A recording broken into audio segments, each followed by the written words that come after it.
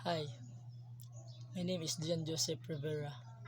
Well, Perseverance, and this is my video presentation for AAP. My title for accounts paper is How Teenagers Fall into Peer Pressure. Abstract. The purpose of this study focus on how teenagers fall into peer pressure and how it affects the individual. Peer pressure on teenagers is a state where you strive to fit in with peers and begin to spend less of with time with families and more of it engage in activities with friends. Peer pressure can have negative and positive effects on teenagers. Negative impacts include identity loss, individuality, and disorders. It also makes one feel unhappy and empty, and the positive peer pressure results in a person feeling better. Healthier or happier teenagers who are experiencing from peer pressure in a bad way are very vulnerable. On the other hand, peer pressure in a good way. Use these peer pressures as challenge and motivation. All the influences you experience and encounter will help you to be molded and become a better human being, and that everything is matter of a choice. Introduction.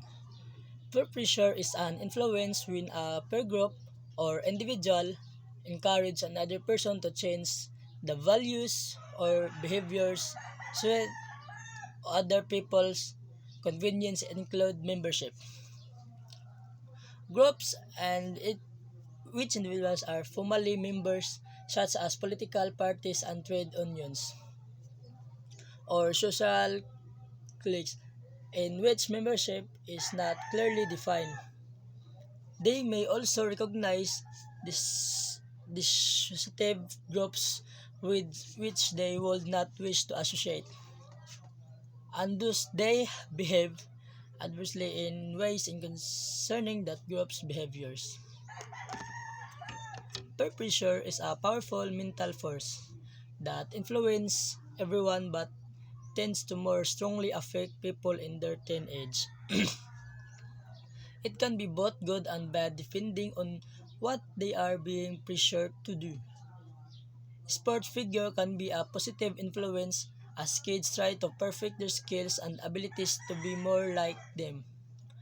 For a teenage, trying to fit and be accepted is a big goal, and they will often go to greatness externals to be liked and popular among their peers.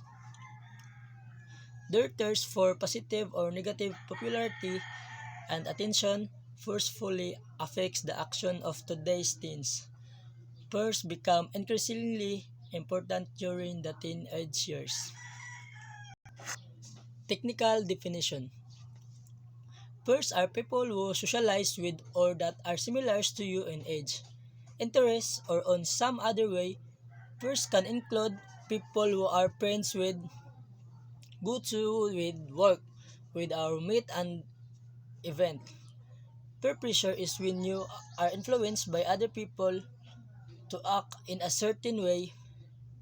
If you're with friends who are doing something that you typically would not to do and they convince you to do what they are doing. The way pressure is applied by peers can vary. A peer might pressure you directly by asking you to do something, or they might text or coax you so that you will fall in line with their behavior. They may not say anything at all. Instead, they may pressure you by treating you as an outcast or by ignoring you. The way pressure is applied by peers can vary. A peer might pressure you directly by asking to do something, or they might tease or coax you so that will fall in line with their behavior. They may not say anything at all. Instead, they may pressure you by treating you as an outcast or by ignoring you.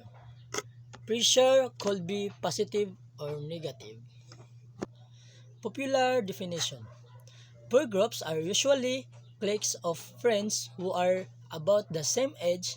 Peer pressure can begin in early childhood with children. Try to get other playing do games that what they want. It generally increases through childhood and reaches its intensity in the 13 and teen years. Virtually all adolescents in middle and high school deal with pressure, often on a daily basis.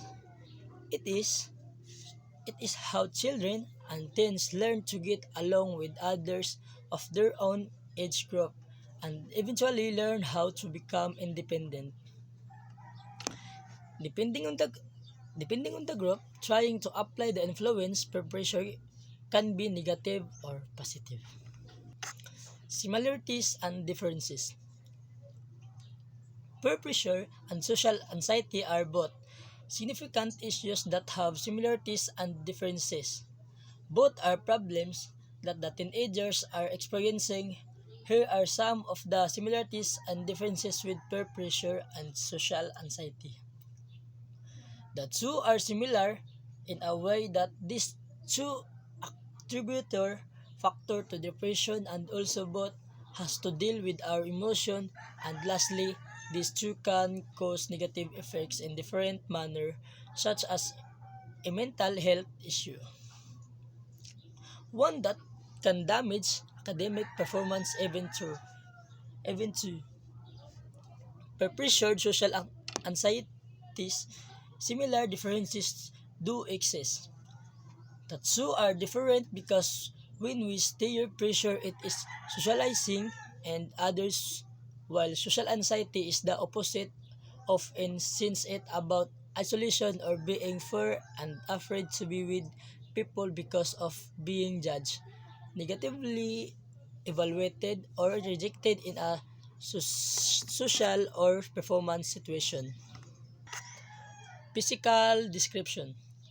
Teenagers who are experiencing from peer pressure are very vulnerable that can lead to negative body image and self-esteem as well as severe mental disorders. Feeling teenagers suffering from these matters tend to be unhappy and will also result to change their body size or shape. On the other hand, teenagers who are dealing peer pressure in a good way and use this pressure as challenge and motivation will be leading to positive such as exposure to healthy lifestyle and role models, and eventually leading the leading the young person to become a positive role model herself. Historical background. In the 19th century, teenage peer pressure, an emphasis on the historical context of development, is perhaps especially important now, with the accelerating pace of cultural change that has taken place around the world in the recent decades due to the influence of globalization, especially in economically developing countries. The pace of change recent decades has been dramatic, and young people often find themselves themselves growing up in culture that is much different on the their parents grew up in. Globalization is a pervasive influence on the lives of young people today. Several theories emerged in the middle 20th century that assign on peer influence. Summary. In conclusion, peer pressure is something that most, most young people are going to have to face when they are growing up. It can be incredibly difficult to deal with, especially when you are on the negative side, which has lots of negative effects that may ruin you, and teenage are becoming more independent, focusing on the opinion of his peers instead of his and her parents. They are rebellious re- and they act abstractly and rationally the other. When you are in the positive side, it will serve as motivation, and when you teenagers are motivated, they will succeed with a sense of accomplishments that will mold you more as a teenage. I'm done. Thank you for listening.